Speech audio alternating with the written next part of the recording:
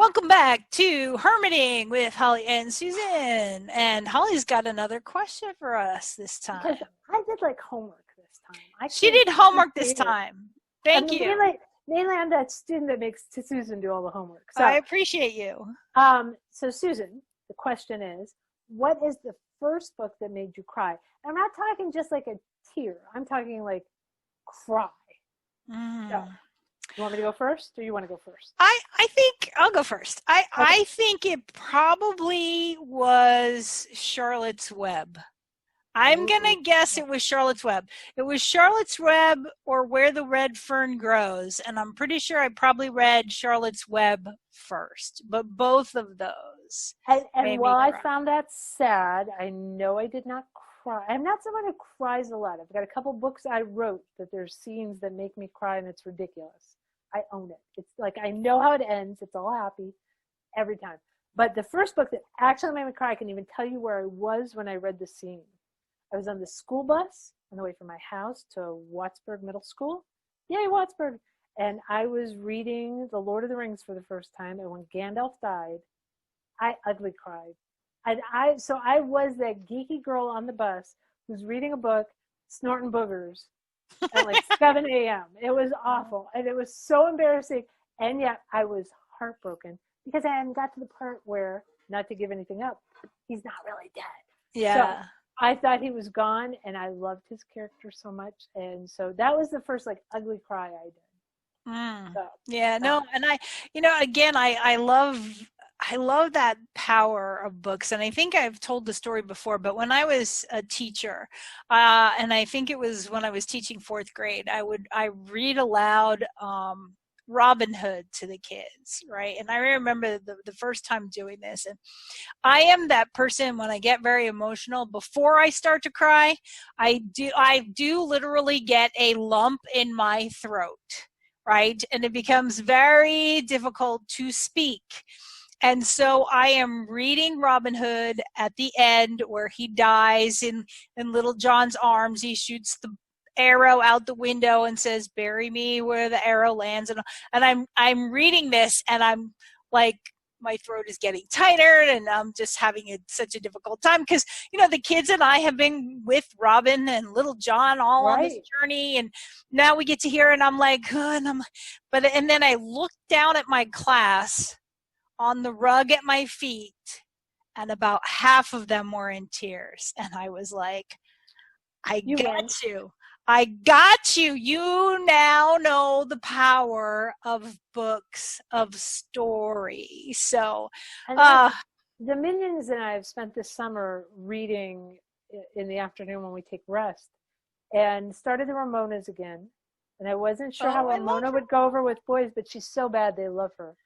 But we also frequently then, while they rest, I'll just listen to Harry Potter now on tape. But I play frequently, there is a version of Trumpet of the Swan, speaking of E.B. White, that it's John Lithgow reads it, and it's orchestrated. So nice. The orchestration in the back, and he's there. It's awesome. It is awesome. So the youngest, who just turned 5, frequently asks me for that bird thing. Bird thing? Can we have that bird thing? Yeah, sweetie, I'll turn on the bird thing. So, but yes, and they're caught up in it.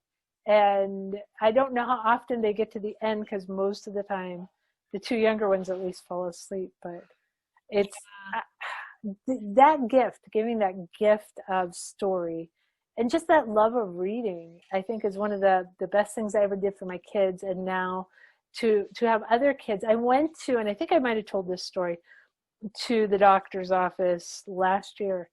And as I'm checking in, the girl looked at my name who's checking me in, and she goes, "Are you Mrs. Furman, who used to read for kindergarten?" And I said, "Yes, I am." And she said, "Oh, I remember when you used to come in, and I remember the boa constrictor song." So as she's going and doing all my stuff, you could see her singing the song in her head. I knew exactly what she was doing. And she gets done and she goes, "Yep, I do. I remember the whole thing."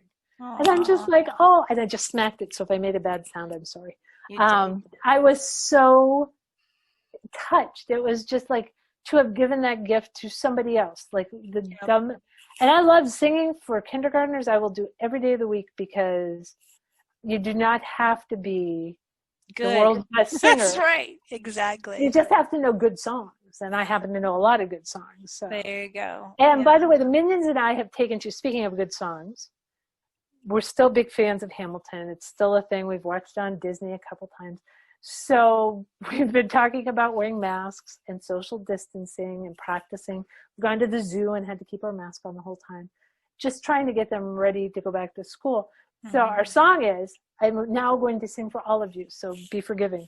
You gotta mask up when you're living on your knees. You mask up. Tell your brother that he's got a mask up. Tell your sister that she's got a mask up. When are these colonies gonna mask up? So I'm hoping Oh, there you Lin-Manuel go. Miranda is listening to this.